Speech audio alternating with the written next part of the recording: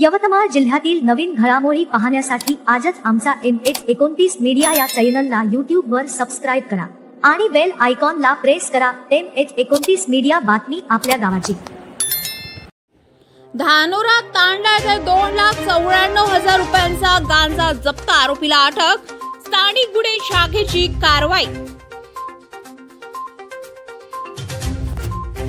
Arni police Thane हद्दीतील धानोरा तांडा येथे आर्णी, दारवा व यवतमाळ स्थानिक गुन्हे शाखेच्या पथकानं गांजाची लागवड करणाऱ्या शेतकऱ्यांच्या शेतामध्ये मंगळवारी 28 ऑक्टोबर रोजी दुपारी 4 वाजताच्या सुमारास धाड टाकून मोठी कारवाई केली आहे। या कारवाईमध्ये 2,94,000 रुपये किमतीचा तब्बल 113 गांजाची झाडे जप्त करण्यात आली आहे। प्रदीप पांडू आडे, वय वर्ष 34, राहणार धानोरा तांडा, तालुका दिग्रस, अटक करण्यात आलेल्या आरोपींचं नाव आहे प्रदीप यानं त्याच्या शेत सर्वे क्रमांक 428 मध्ये कापूस व तुरीच्या ओळीमध्ये गांजाची 113 झाडांची लागवड केली होती।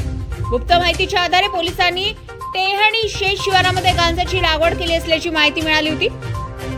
या माहितीच्या अनुषंगाने यवतमाळ, दारवा, आर्णी स्थानिक गुन्हे शाखेच्या पथकानं धाड टाकून कारवाई केली आहे। यामध्ये आरोपी प्रदीप यांच्या शेतामध्ये कापूस व तुरीच्या ओळीमध्ये 113 गांजाची झाडे आढळून आल्यानं आरोपीला अटक करून आर्णी पोलिसांच्या स्वाधीन करून त्यांच्यावर NDPS ऍक्ट नुसार गुन्हा दाखल करण्यात आला, अशी माहिती स्थानिक गुन्हे शाखेच्या अधिकाऱ्यांनी दिली आहे।